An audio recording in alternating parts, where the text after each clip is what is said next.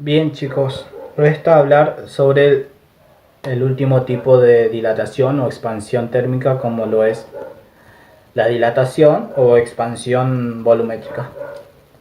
Bueno, una pequeña definición respecto a la dilatación volumétrica podría ser esta, que se la define como la variación que se produce en las tres dimensiones, tanto largo, ancho y alto, de un cuerpo, debido a una diferencia de temperatura.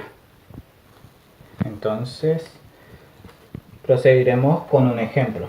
Un primer ejemplo podría ser un cubo de un material X. No especificaremos el tipo de material por el cual está compuesto. Bien, como podemos ver, el cubo posee un cierto volumen inicial a una determinada temperatura inicial. Sin embargo, cuando le agregamos o incrementamos su temperatura hasta una temperatura final, el volumen final obviamente también variará o aumentará. Bien, para calcular esa variación en el volumen del cubo, utilizaremos la siguiente ecuación. Variación de volumen es igual a volumen inicial por beta, que es el coeficiente de dilatación volumétrico, por variación de temperatura.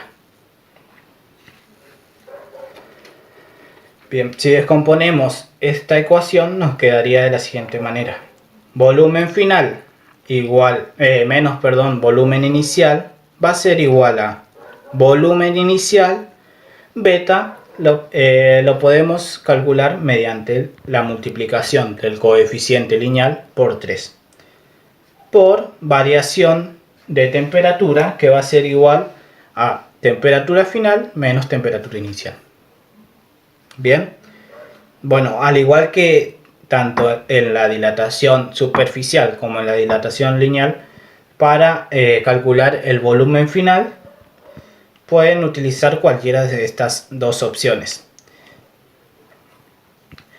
Sin embargo, un consejo a tener en cuenta es que cuando tengan que calcular tanto la temperatura final, la temperatura inicial o cualquier otro valor propio de esta ecuación, les aconsejo que tengan en cuenta esta primera ecuación.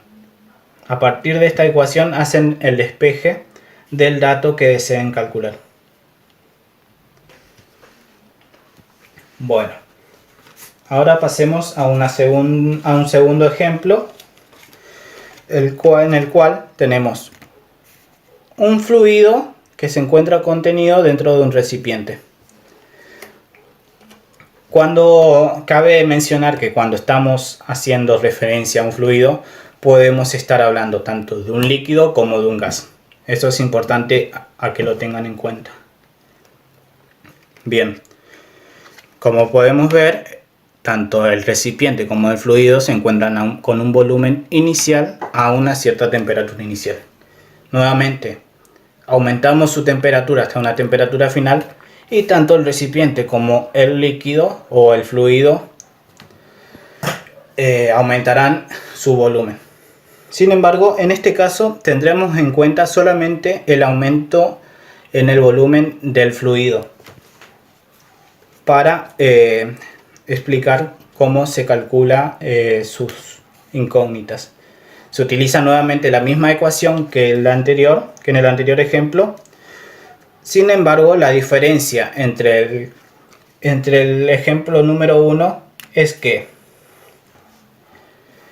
para calcular el coeficiente de dilatación volumétrico en los fluidos, no es necesario multiplicar el coeficiente de dilatación lineal por 3, ya que tanto en los líquidos como en los gases, al no poseer forma propia, no cuentan o solamente tienen como dato las dilataciones volumétricas. Entonces no tiene sentido hablar de dilatación lineal ni dilatación superficial en los líquidos y en los gases. Bien, Ahora consideraremos tanto el aumento de volumen del recipiente como el aumento de volumen del líquido. Para ello tomaremos como ejemplo el siguiente esquema o dibujo. Podemos ver el recipiente que está completamente lleno de un líquido.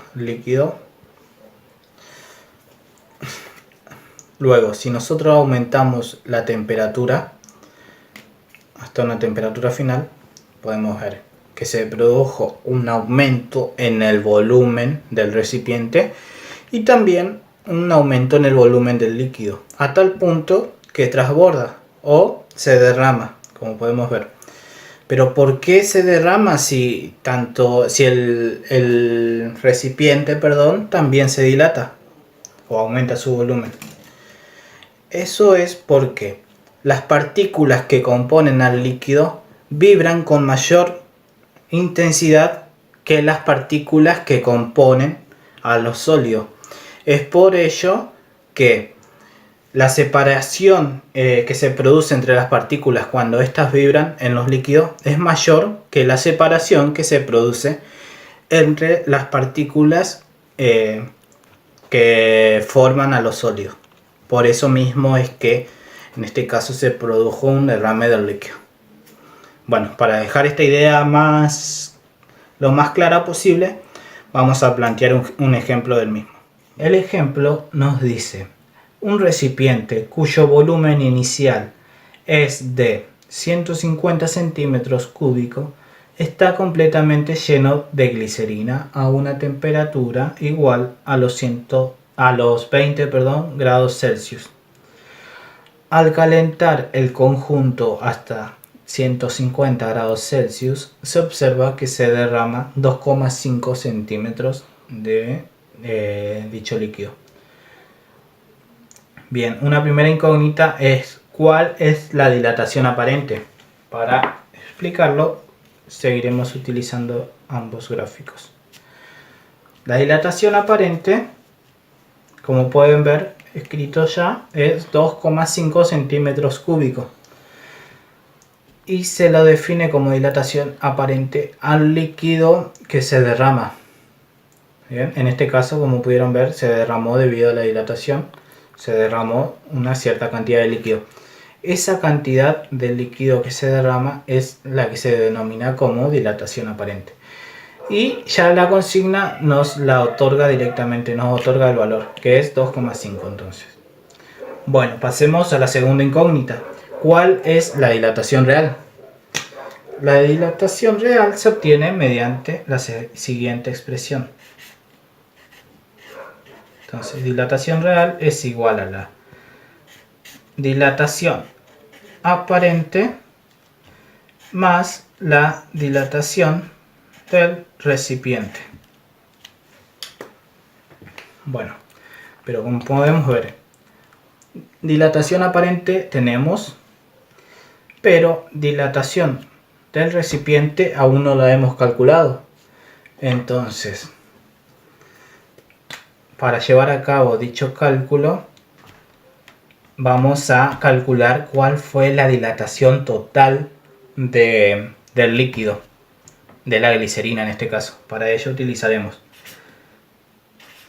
la siguiente expresión.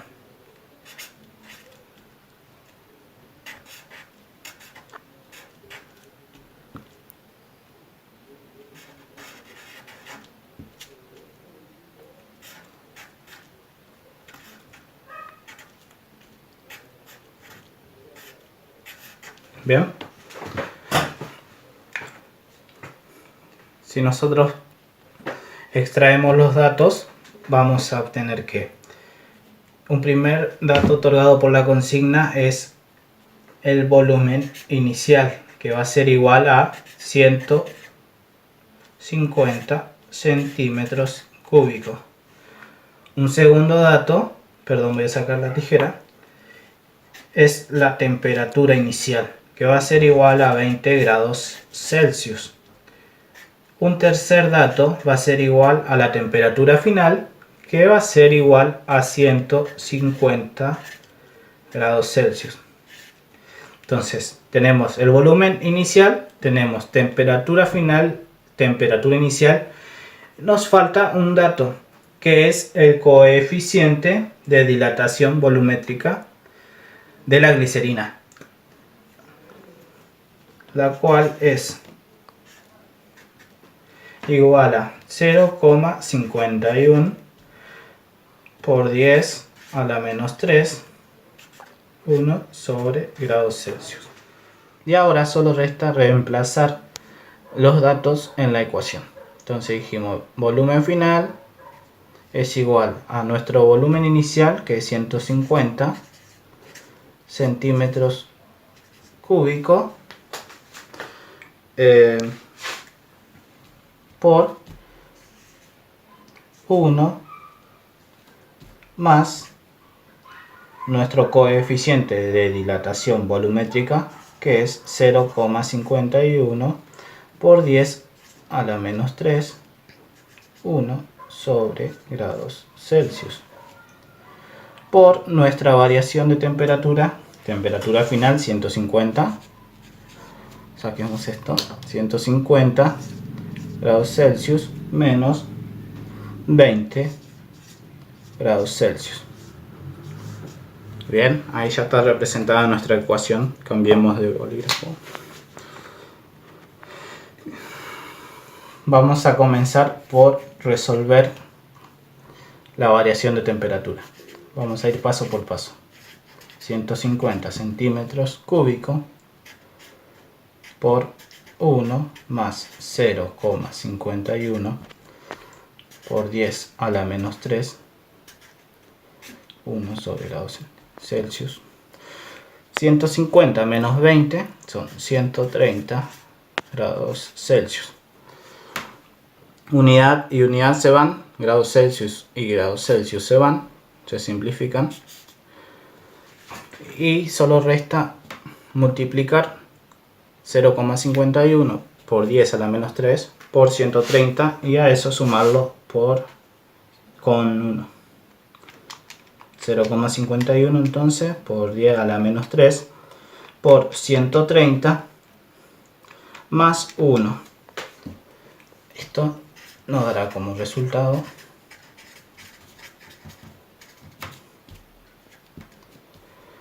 1,0663. Bien, solo resta hacer esa multiplicación.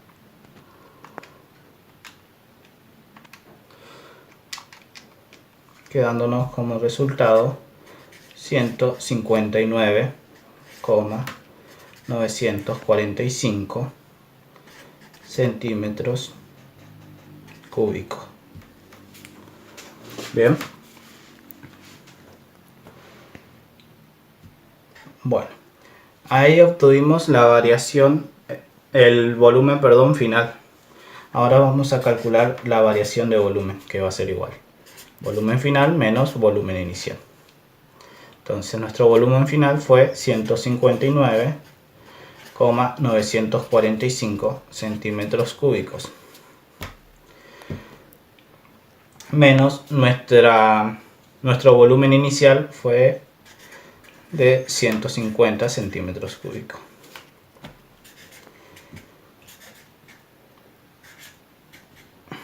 Esto nos va a dar como resultado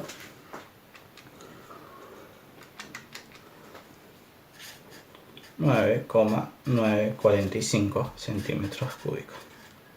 Bien. Este resultado, perdón que se me mueve la hoja, este resultado va a ser nuestra dilatación real.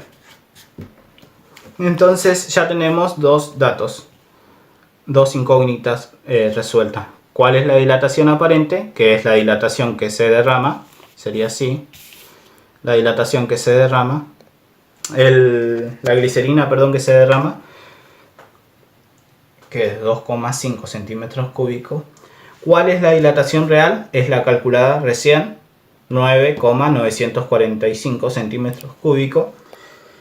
Y ahora nos pregunta si el recipiente se dilata. Bien, utilizaremos esta ecuación. Lo que haremos es despejar, dejando solo la dilatación del recipiente de este lado. Pasamos la dilatación aparente para el otro lado. Nos quedaría la expresión de la siguiente manera. La dilatación aparente está sumando, pasa restando.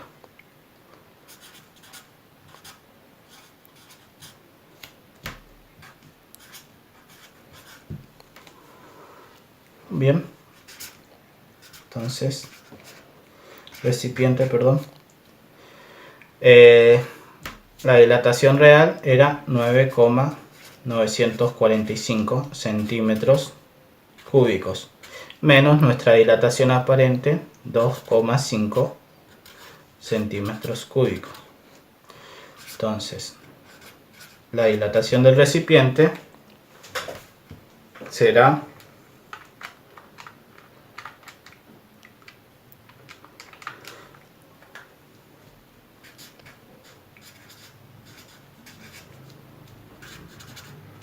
7,445 centímetros cúbicos. Entonces, la respuesta es sí, se dilata el recipiente y se dilata 7,445 centímetros cúbicos. Bueno chicos, espero les sirva estos ejemplos y les estaré dejando algunos ejercicios para que puedan poner en práctica lo desarrollado en los videos. Hasta luego.